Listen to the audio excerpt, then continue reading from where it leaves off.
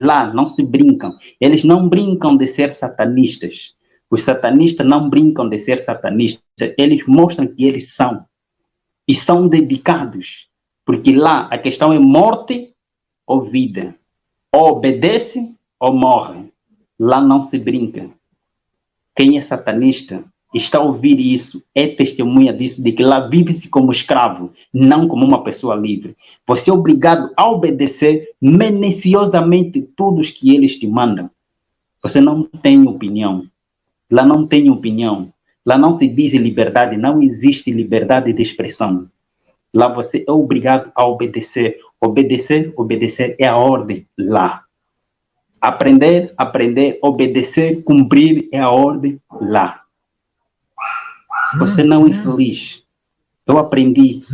Tinha quase tudo, mas eu não era feliz.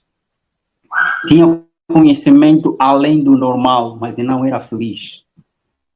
Neste mesmo local, na idade, no bairro em que eu cheguei, eu aprendi.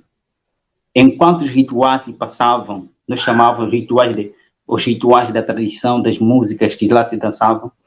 Por exemplo, os caçanda, nós chamamos de caçanda, e outros rituais também que se realizavam em cada ano para a invocação da presença dos espíritos. Alguns chamam de voodoo, aquelas músicas em que ao seu redor existem instrumentos que é tocado, acompanhava das noites de lua cheia. Nas noites das luas cheias, das tradições, eu vi a presença, eu acompanhei.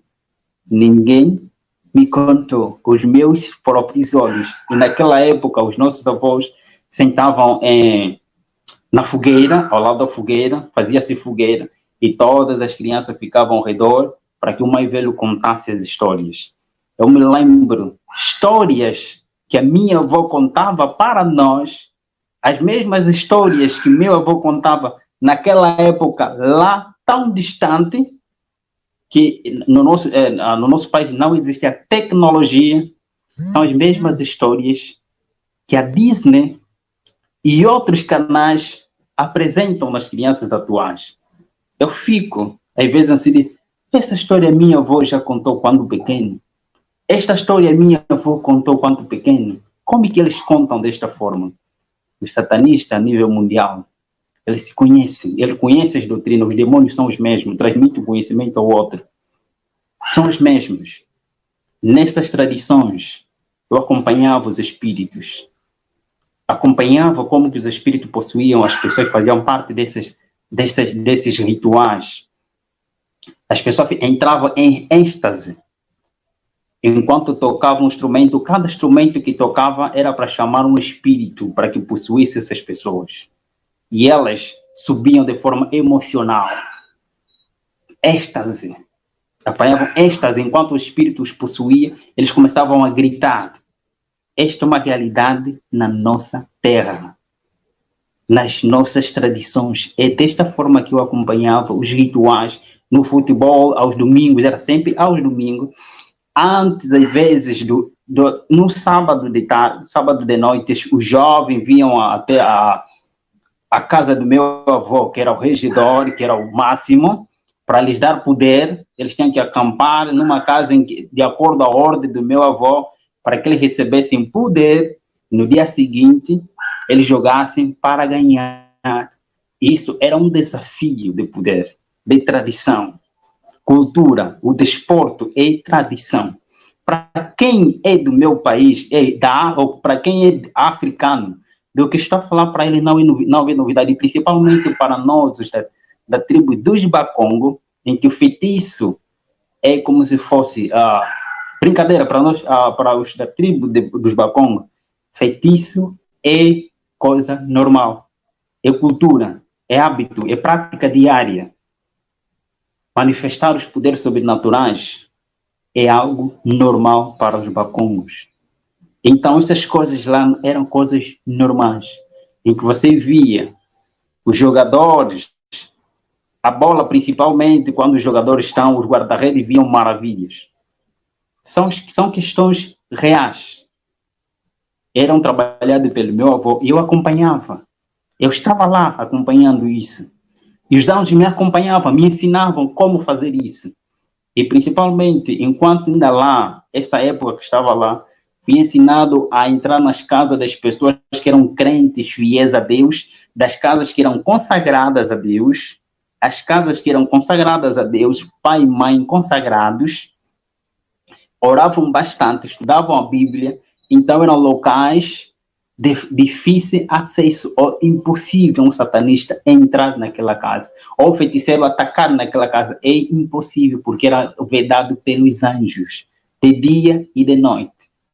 Então a única forma, de forma estratégica, tem que ser alguém formado para entrar de forma estratégica, criar amizade com crianças semelhante a mim, que tem a mesma idade que eu, ou superior, ou ainda inferior, para ensinar as brincadeiras nessa criança. Eu ensinava os tipos de brincadeiras, como chorar. Enquanto a criança está a ensinar a criança a chorar, você lhe ensina cada choro, cada gesto que ele tem que fazer é para invocar o espírito, um espírito caído. Cada vez que a música, enquanto você está a ensinar a cantar, você tem que fazer uma música. Enquanto ele está a cantar, o instrumento, o gesto que ele tem que usar, tem que invocar a presença de um espírito caído para possuir essa pessoa. Enquanto essa criança tiver aceitado os teus ensinos, você na criança, também a ensinar nesta criança, e a criança começar a aceitar os teus ensinos, então esta criança vai ser um canal dos espíritos para a entrada na casa em que eles estão. Era desta forma que eu fui ensinado, e eu fazia desta forma. Para como? Para entrar em casas de impossível acesso, em que o satanista ou o feiticeiro não podia entrar nem de noite, nem de dia. Casa de pessoas consagradas. Talvez você permite, ou dizes, não, na minha casa isso não acontece, sou consagrado, estudo a Bíblia todos os dias. Sim, talvez na tua casa tenha um altar, em que Satanás fala com tuas crianças e você não dá conta quando você vai ao trabalho. Satanás fala através dos mesmos métodos que eu usava, eles agora utilizam para a Bíblia. Você não sabe o que os teus filhos estão a ver na sua ausência. É desta forma em que as casas consagradas entravam os espíritos maus. Porque o grande conflito entre o bem e o mal é jurídico, talvez não saiba. Não é de troca de poderes. Não. Satanás e todas as legiões não têm poder para combater contra Jesus. Porque eles seriam destruídos só por uma palavra. Jesus não precisaria mexer o seu dedo. Isso só seria a palavra. Morram todos ou sejam consumidos pelo fogo, tudo aconteceria. Então, se houver conflito físico, Satanás não tem como lutar contra o seu Criador. Não tem poder suficiente. Todos os anjos caídos podem se unir. Não têm poder suficiente. É só para lhe dizer. Por isso que a palavra Satanás significa advogado de acusação. E Jesus, advogado de defesa. A única forma de Satanás e seus demônios vencerem Deus é ele tornar-se homem e, por sua vez, aceitar morrer de forma voluntária, dar a sua vida de forma voluntária e deixar com que ele morresse. Essa é a única forma deles vencer. E é assim que aconteceu. E é assim que tem que acontecer, senão não há luta. O conflito é jurídico.